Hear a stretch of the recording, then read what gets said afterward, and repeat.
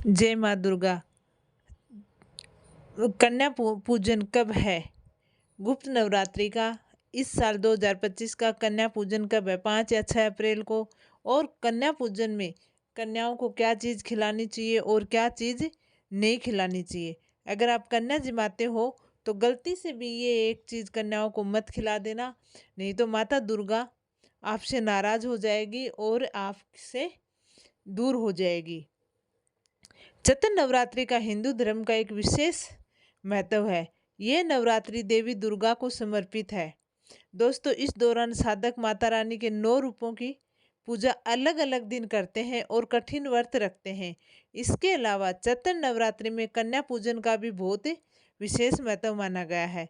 कन्या पूजन में कन्याओं को देवी दुर्गा के 9 रूपों का प्रतीक मानकर उनकी पूजा की जाती है, अनुष्ठान किया जाता है और फिर उन्हें खाना खिलाया जाता है। कन्या पूजन कब करना है? चैत्र नवरात्रि में कन्या पूजन अष्टमी या नवमी तिथि को किया जाता है और इस साल अष्टमी तिथि 5 अप्रैल को है और नवमी तिथि 6 अप्रैल को पड़ रही है, जिसकी वजह से अष्टमी तिथि की कन्या पूजन 5 अप्रैल को और नवमी तिथि की कन्या पूजन 6 अप्रैल को होगी। तो आप इन दोनों में से किसी भी दिन कन्या पूजन कर सकते हैं और कन्याओं को इस दिन पूजन करके उनको खाना खिला सकते हैं। और कन्या पूजन मंत्र ओम हे ही कली चामुंडाय विची नाम है, ओम दुर्गाय नमः है। ये मंत्र का आप जाप करना जब आप कन्या पूजन करो। तो चलिए मैं आपको कन्या पूजन के बारे में बता देती हूँ और कौन से दिन पूजन करना है और कौन से गलती नहीं करनी है।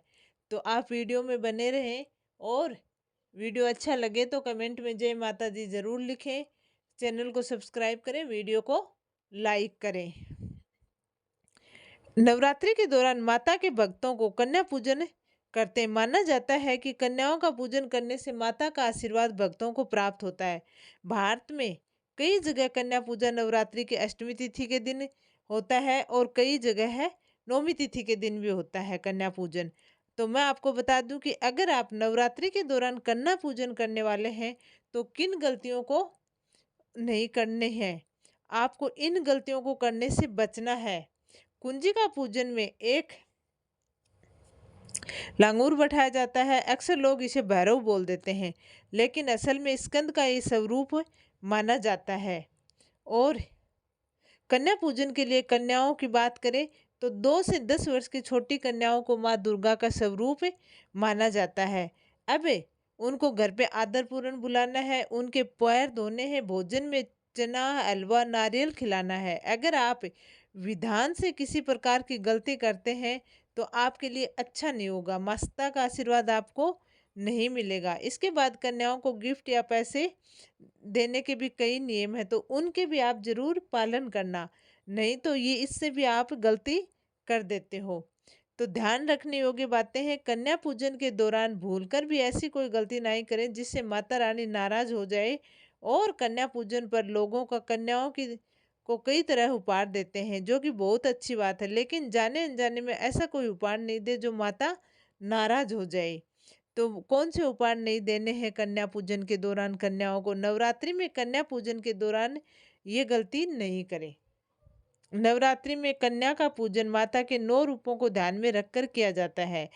9 कन्याओं को देवी का प्रतीक माना जाता है और कन्या पूजन करके उनको साफ स्थान पे बैठाना है। जहाँ उनको बैठाएं वहाँ पे साफ होना चाहिए, गंदगी नहीं होनी चाहिए।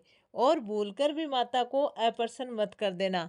कन्या पूजन वाले दिन कन्याओं को डांटना नहीं चाहिए, बल्कि उनका आदर सत्कार करना चाहिए।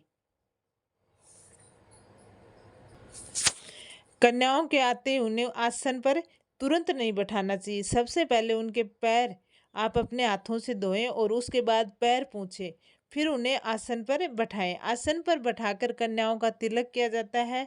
और लेकिन इस बात का ध्यान रखें कि तिलक करते समय कन्याओं का मुंह उत्तर पूर्व दिशा में होना चाहिए। गलत दिशा में कन्याओं को बैठाकर या कन्याओं का मुंह करके तिलक नहीं करना चाहिए। इसलिए कन्याओं के आने से पहले ये पता कर लें कि उत्तर पूर्व दिशा किस ओर है और उस जगह को साफ रखना है। जब क्योंकि उत्तर पूर्व दिशा ईशान कोण होता है और उसमें देवी देवताओं का निवास होता है।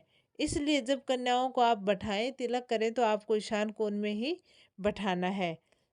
दोस्तों, आप कन्याओं के साथ एक बालक को पूजा में नहीं बुलाते हैं तो वो पूजा अधूरी होती है। इसलिए 9 कन्याओं और एक बालक को आपको अवश्य ही पूजा में बैठाना चाहिए। बालक को भैरव का रूप माना जाता है। भोजन के बाद अगर आप सामर्थ्य के अनुसार कन्याओं को दीक्षिणा नहीं देते हैं तो कन्या पूजन अधूरा रह जाता है। इसलिए दोस्तों, कन्या पूजन के बाद आपको अपने सामर्थ्य अनुसार कन्याओं को दीक्षिणा देनी चाहिए। कन्या पूजन में कन्याओं के पैर छूकर आशीर्वाद लें। इस बात का ध्यान रहे कि कोई भी कन्या आपके पैर नहीं छुए कन्या पूजन के दौरान।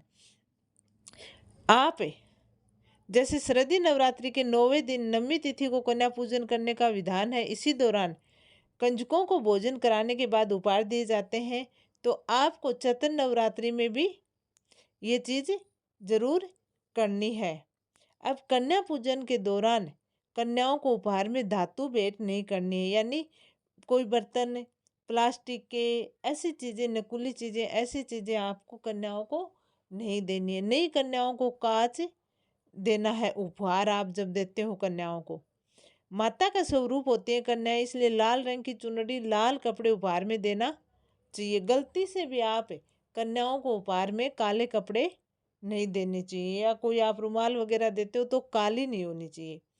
कन्याओं को भोजन कराने के दौरान एक बात का ध्यान रखें कि सीधा भोजन कराने के बजाय पहले उनके पैर धोएं, तिलक लगाएं, आसन पर बिठाएं और फिर आप कन्याओं को भोजन कराएं। कन्या के भोजन में लहसुन प्याज नहीं होना चाहिए और कन्याएं छोटी होंगी उतना ही आपका आदर ज़्यादा होगा। कन्याओं को भोजन और उपहार आदि देने के बाद पैर छूने का नियम है और आप अगर उनके पैर नहीं छूते हो तो माता नाराज हो जाती है। कन्याओं को विदा तुरंत करते हो, अगर आप कन्याओं को विदा करते हो तो उसके बाद घर की सफाई तुरंत नहीं करनी चाहिए। आप ऐसे सोचते हो कन्याएं छोटी होती हैं, अगर वो खाना खा रही हैं, भोजन कर रही हैं, उस टाइम कोई भोजन का टुकड़ा वहाँ पे गिर गए तो आपको कन्याओं को जाते ही साफ नहीं करना चाहिए। और कन्याओं को हलवा, पूरी, चना, नारियल ही खिलाएं। छोटी कन्याएं जितना खा पाए उन्हें आदरपूर्वक खिलाएं। ऐसे नहीं है कि आप कुछ भी खिला दें। बिना पैर छुए कन्याओं को विदा नहीं करें, नहीं तो माँ नाराज हो जाएगी। और कन्याओं को विदा करने के बाद तुरंत साफ सफाई नहीं करें। तो इन चीज़ों का आपको जब भी आप अष्टमी को या नवमी को, 5 अप्रैल को या 6 अप्रैल को कन्याओं को पूजन करते हो, उन्हें भोजन कराते हो, तो इस बात का विशेष ध्यान रखना। नहीं तो माता रानी के आशीर्वाद की जगह आपको अशुभ फल प्राप्त हो सकता है। तो जानकारी कैसे लगी कमेंट करके ज़रूर बताना। कमेंट में जय माता दी ज़रूर लिखना और वीडियो को लाइक करना, चैनल को सब्सक्राइब करना। जय माता दी, जय श्री।